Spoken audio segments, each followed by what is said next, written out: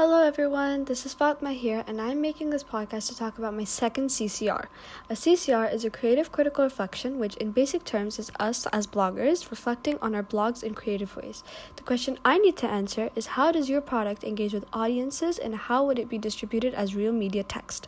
Now, many other questions come under this one. For example, who is my audience? How did I fulfill my audience's needs and expectations? What is meant by distribution? Who owns and controls magazine distributions? And how are real media text distributed in the online age?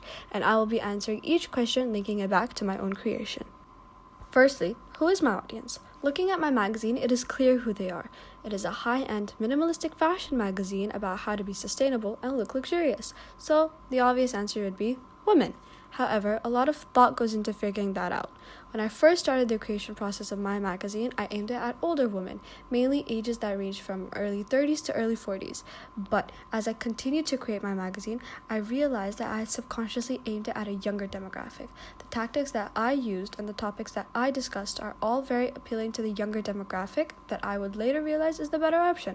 So, my audience isn't just women, but more younger women, ages from 18 to 25.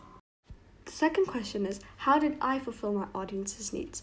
It is very important for a creator of any kind to know who your audience is before creating any sort of project. After all, your audience is the one who will view your projects and be entertained by them. So how have I catered to my audience?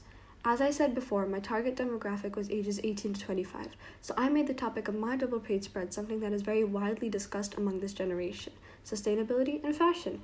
The youth of this generation has taken it upon themselves to turn the world into something worth living for. Taking care of the world by limiting plastics, recycling, and reusing almost everything has become a common practice, and expressing yourself through fashion and being comfortable in it has also been accepted.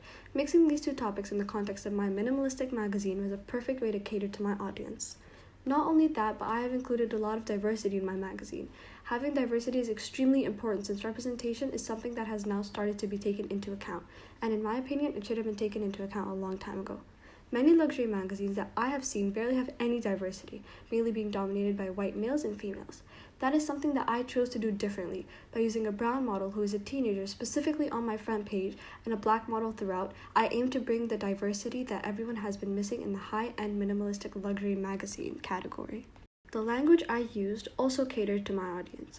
I mainly used formal terminology so that it was fitted into my theme. However, the phrasing and use of adjectives was informal since I aimed at a pretty younger demographic. Now to start the second part of my main question, what is distribution?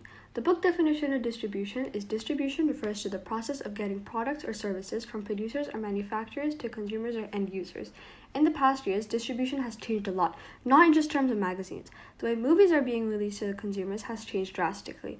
For example, back in the 1990s and even early 2000s, movies used to be released in the cinema and then released on DVD or Blu-ray. That would take more than a year. Now, streaming platforms have taken over the industry and people just rely on them for entertainment.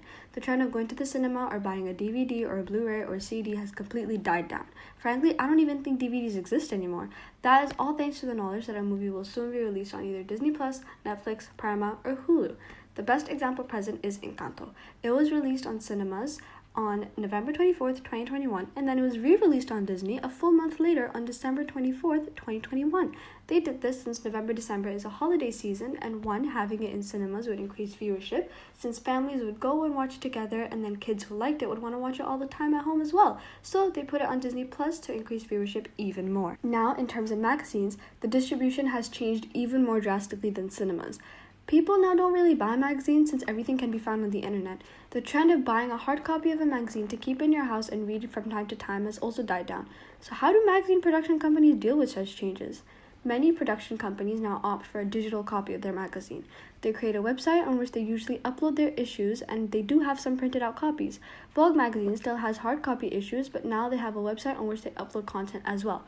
Sometimes some magazines also have exclusive content that can only be accessed by certain places, as in a paid part in a website or in a hard copy, but that also remains exclusive for around a few hours until someone uploads it on a social media platform.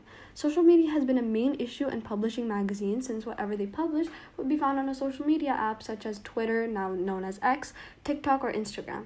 It would not matter if it was in a digital copy or published one, someone would find a way to upload them. If you take my magazine, the question would be, what would be the best way to publish my magazine from which I would get the most benefits? In my eyes, everything is already online, so might as well upload it first. Having it online does have some drawbacks, such as some people might upload the subscription content on the internet, making it free, and due to the subscriptions, they would have to pay more than they would for a single magazine, like a yearly or monthly subscription, which would sometimes be expensive. That would be an advantage for me since I'll get more money. However, with my target demographic, it would be a good idea since now many teenagers or young adults now use the internet more than they actually go out. So it would make sense for me to have an online website for my magazine as well as a hard copy for people who still like the aesthetic of owning a magazine.